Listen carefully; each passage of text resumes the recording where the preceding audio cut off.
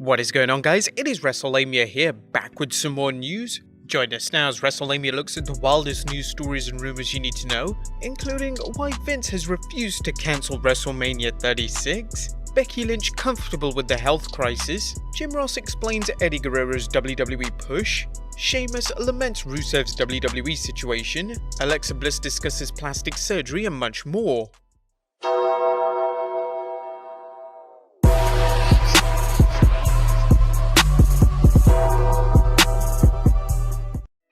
Be sure to subscribe and hit that notification bell for daily wrestling videos. But let's waste no further time and get straight into the first bit of news. Why Vince has refused to cancel WrestleMania 36? Now, the current health crisis continues to affect professional wrestling, just as it's affecting everything around us. Now, even though Vince McMahon is reluctant to cancel WrestleMania 36, he may now be forced to cancel, postpone, or even move it over to the Performance Center. This is now thanks to the CDC, who have recommended that no gatherings take place over 50 people for the next 8 weeks. Now, that could be sporting events like marathons, concerts, and any other large gatherings. Wrestling Insider WrestleVotes tweeted, with the latest CDC recommendations regarding large groups, WWE simply cannot go on as is for WrestleMania. No crowds larger than 50 people for 8 weeks is the recommendation. Also, I would expect all television events to be from the Performance Center for the foreseeable future. At this point, it's best for WrestleMania to just be postponed, but in all likelihood, it could be that Vince McMahon is looking for Tampa to shut the event down purely for insurance purposes. But just like any event cancellation, if the person holding the event cancels it, then they don't meet insurance eligibility. But if Tampa shuts it down, then WWE could possibly recoup the monies and then postpone it for a later date. Brian Alvarez of the Wrestling Observer Radio even touched on this, saying, "I've heard from more and more people very close to WWE who are telling me the reason that this thing has not been cancelled or postponed is an insurance reason. The city needs to cancel. They need to prevent WrestleMania from happening for WWE to collect on an insurance policy. That is the information that I have been given from several people." Now, I don't know if this is true or not, but these people are close to WWE and that's what they're saying. Seems likely, and it'd be stupid to lose out on all that money. It's pretty smart what Vince is doing. But other than that, WWE are also taking measures within its workplace, as PW Insider is reporting that PWInsider.com has been told by numerous WWE sources that the company sent out an email to all employees today advising that if they had the capability to do so, they should be working remotely from home if they can for the foreseeable future in order to help combat the outbreak. Dave Meltzer is reporting that WWE has told talent that if they aren't comfortable coming for tapings right now, they didn't have to come and there would be no repercussions. Whether or not superstars will escape repercussions is difficult to believe, given Vince McMahon's commitment to putting on shows at any cost. As you've likely heard, many promotions such as the WWE and AEW are running empty arena shows for their television. Additionally, Dave Meltzer reports promotions such as Combat Zone Wrestling and Women's Superstars United are also running empty arena shows. Other promotions such as House of Hardcore have cancelled upcoming shows, and it's likely this is going to be the case for the time being. Ancillary events are also being cancelled. Hulk Hogan tweeted, "While we have been looking forward to an amazing party at the Hard Rock Pool, given recent events for the health and safety of our guests, we have made the difficult decision to postpone Hogan's beach party. Stay tuned for new dates." It's good to see people taking responsibility to protect the public. And next up, Becky Lynch seems comfortable with the health crisis. While some people are panicking about it, current Raw Women's Champion Becky Lynch told TV Insider that the WWE and its superstars know how to protect themselves when it comes to health concerns. "It's business as usual. I think we're constantly meeting different people. We're constantly shaking hands. We know how to use hand sanitizer. We're always exposed to many different bacteria in our lives in so many different countries. You can't freak out about any of this stuff. You have to continue on and hope for the best." While the WWE superstars are constantly traveling and used to the demands for keeping themselves healthy, the argument can be made there hasn't been a health crisis like the current one in at least a generation. Next up, Jushin Thunder Liger officially enters the WWE Hall of Fame. Now, whilst his achievements in the wrestling world may not be familiar to casual WWE fans, Jushin Thunder Liger's career has spanned 5 decades and has wrestled in countless wrestling promotions all over the world, from New Japan Pro Wrestling to TNA to Pro Wrestling Guerrero, where his final match took place at Wrestle Kingdom 14 in January this year. Despite only ever wrestling one match in the WWE, that against Tyler Breeze at NXT TakeOver Brooklyn 2015, he will enter the WWE's Hall of Fame 2020 class alongside the NWO, the Bellas, JBL, the British Bulldog, and Batista. Congratulations to Jushin Liger, it's very well deserved.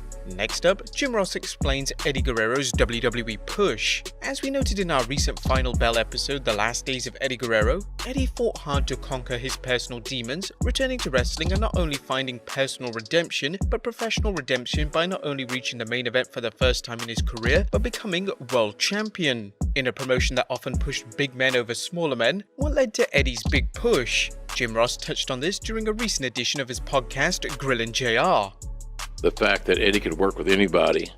He could work with a bigger babyface and make it real. He could work with a bigger heel and make it even more real. He brought the best out in everybody. If you poll the locker room, they're going to tell you that the two best workers we had at one point in time was Benoit and Eddie, because they were. And they were fresh. Eddie was hungry. He didn't want to be called a cruiserweight or a midget or whatever. But I think his consistency and the fact that everybody didn't want to work with him. When you have top guys going to the old man, just get FaceTime, and they're going to tell him, Vince, if I get a chance, I'd love to work with Eddie. Well, enough of guys did that, and they did. That Vince said, well, there's something here. And there was. He beats Brock Lesnar in the Cow Palace. Eddie Guerrero at 190 pounds. Lesnar 290. Made it believable.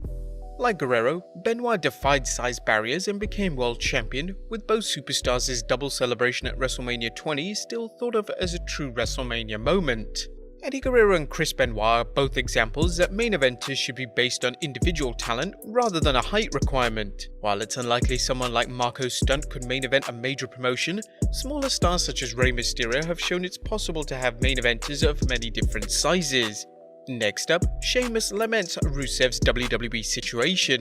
Current SmackDown superstar Sheamus is close friends with Rusev, and he's perplexed by the Bulgarian Brute's current lack of a push. Speaking with Sportskeeda, Sheamus pondered, when he came back with the whole Lana thing, people were really behind him, and then it just kinda dropped off, and I'm like, what happened? He lost a couple of times to Lashley, but he was on fire.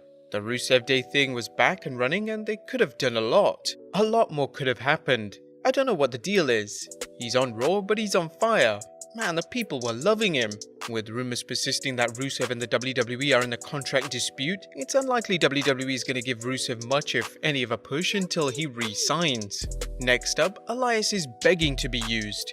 A few fans will question that WWE superstar Elias has a very erratic push, despite some favourable crowd reactions both as a heel and now as a babyface. The Drifter talked to Busted Open Radio about his goals in the WWE.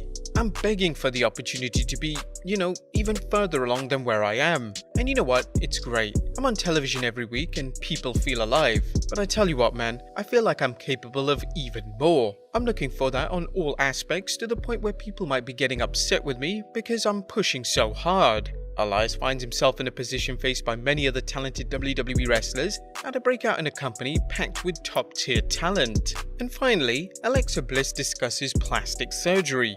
Have you ever wondered whether any of your favorite WWE superstars have had plastic surgery? And yeah, male superstars occasionally have work? Well, wrestling's 5 Feet of Fury Alexa Bliss hasn't shied away from discussing her former battle with an eating disorder or her plastic surgery.